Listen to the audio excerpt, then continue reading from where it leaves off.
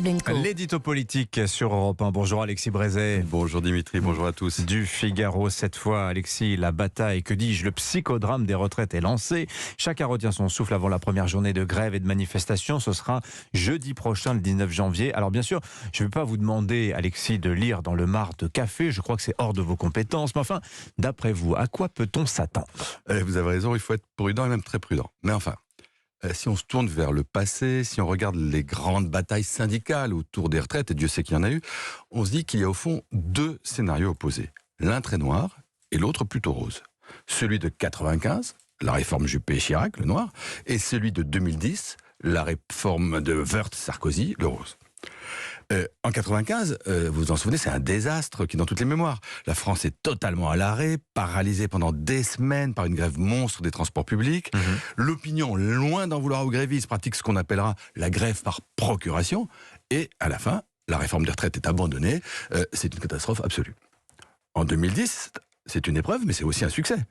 Les journées de manifestation sont plus nombreuses encore qu'en 95. Les cortèges au moins aussi considérables.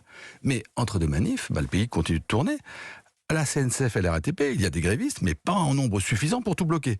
Le pouvoir fait le gros dos sous l'orage, et à la fin, la réforme est adoptée. Et alors cette fois-ci, Alexis, en 2023, est-ce qu'on est prêt à revivre le film noir de 95 ou bien plutôt le happy end de 2010 ? Ça, évidemment, c'est la grande question. Alors là encore, il me semble que si on regarde les choses de près, un certain nombre d'éléments font pencher la balance en faveur du scénario de 2010, le rose donc. Je vais vous en citer deux. Le premier concerne l'objet de la réforme. La réforme de 95, qui n'est en fait qu'un élément d'un plan plus global sur la sécurité sociale présenté par Alain Juppé, cette réforme-là concerne les retraités du public.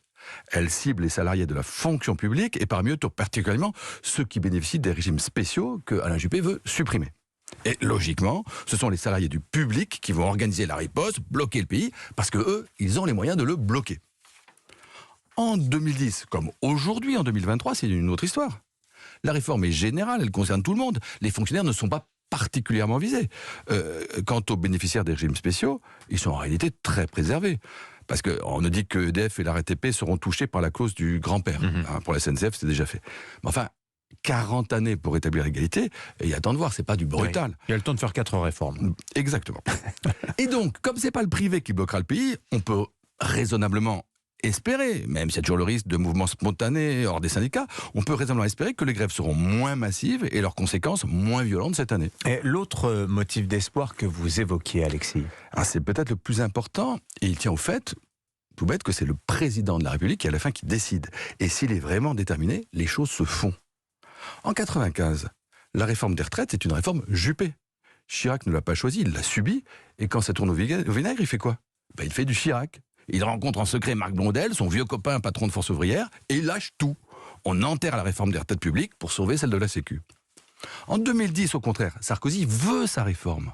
Et il la veut d'autant plus qu'il sait bien qu'on lui reproche d'avoir beaucoup trop cédé aux syndicats lors de la réforme précédente, celle des régimes spéciaux, en 2007. Et donc Fillon et Wörth sont prévenus, pas question de lâcher. Donc, Emmanuel Macron, est-ce qu'il sera plutôt Chirac ou plutôt Sarkozy ? Alors là encore, rien n'est dit. Mais il me semble quand même qu'on peut se faire un début d'idée en regardant la situation. Comme Sarkozy, Macron veut cette réforme et davantage que son Premier ministre. Comme Sarkozy, il en a politiquement besoin. Plus encore que Sarkozy, il sait qu'il ne peut plus vraiment négocier parce qu'avec 64 ans, il a déjà beaucoup concédé. Et surtout qu'il ne peut pas abandonner parce que son quinquennat serait fini. Bref, il est dos au mur. Et en politique, c'est parfois le plus court chemin vers le courage. Alexis Brézet sur Europe 1. Merci beaucoup, Alexis.